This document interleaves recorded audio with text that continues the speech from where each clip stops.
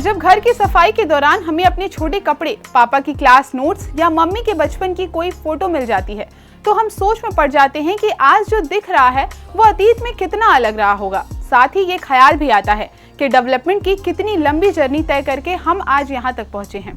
यादों की चाशनी में डूबे इन सब छोटी छोटी चीजों को हम एक धरोहर के रूप में अलमारी के किसी कोने में सहेज कर रख लेते हैं। इसी तरह यूनेस्को भी पूरे मानव समाज की धरोहर को सहेजने के लिए मूर्त और अमूर्त चीजों को वर्ल्ड हेरिटेज में शामिल कर लेती है। बीते 17 सितंबर को इसी यूनेस्को के तहत काम करने वाले वर्ल्ड हेरिटेज कमेटी के 45वें सत्र की बैठक सऊदी अरब में आयोजित की गई थी, जिसमें हमारे शांति निकेतन को वर्ल्ड हेरिटेज लिस्ट में शामिल किया गया है। इसके बाद शांति निकेतन भारत का 41वां यूनेस्को विश्व धरोहर स्थल बन गया है। ये वही शांति निकेतन है जो पश्चिम बंगाल के लाल माटी के देश के नाम से मशहूर बीरभूम जिले में बसा है, जिसके नाम के साथ देवेंद्रनाथ टैगोर, कवि गुरु रविन्द्रनाथ टैगोर और विश्व भारती विश्वविद्यालय का नाम जुड़ा है। यहीं से गुरु रविन्द्रनाथ टैगोर का नोबेल पुरस्कार से लेकर नाइटहुड और भारत रत्न तक का सफर शुरू हुआ था। साल 1963 में रविन्द्रनाथ टैगोर के पिता देवेंद्रनाथ टैगोर ने 7 एकड़ जमीन ली थी, जहां उन्होंने एक घर का निर्माण शुरू कर दिया। उस समय इस घर का नाम शांति निकेतन रखा गया था। उसके बाद धीरे धीरे इस पूरे एरिया को शांति निकेतन के नाम से जाने जाना लगा, जिसे लोग शांति निकेतन आश्रम कहते थे। शांति निकेतन का शाब्दिक अर्थ है शांति का निवास, यानी वो जगह जहाँ शांति हो। साल 1901 में शांति निकेतन में पहली बार एक स्कूल की स्थापना की गई थी। ये स्कूल ब्रिटिश एजुकेशन सिस्टम का खंडन करने वाला था। इसका मूल उद्देश्य भारत की प्राचीन शिक्षा के आंतरिक मूल्यों को महत्व देना था। यहाँ किसी भी जाति या पंथ से कोई भी आकर शिक्षा ले सकता था।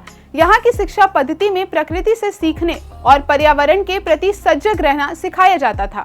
इस शांति निकेतन के दायरे में साल 1921 में शांति निकेतन कॉलेज की स्थापना की गई, जिसके संचालन के लिए साल 1922 में विश्व भारतीय सोसाइटी का गठन किया गया। इसी सोसाइटी को रविन्द्रनाथ टैगोर ने अपनी पूरी संपत्ति दान दे दी थी।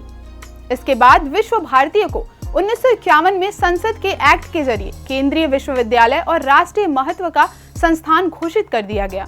कामकाज की भाषा में बोलपुर और बंगाल की कला और संस्कृति का केंद्र कहे जाने वाले शांति निकेतन टाउन का इतिहास गौरवशाली रहा। बंग भंग और स्वाधीनता आंदोलन में इस शहर ने लोगों में अलख जगाने का काम किया। रविन्द्रनाथ टैगोर ने 1905 में बंग भंग आंदोलन के दौरान बंगाली आबादी को एकजुट करने के लिए बांग्लार माटी, बांग्लार जल, आमार सोनार बांग्ला गीत लिखा।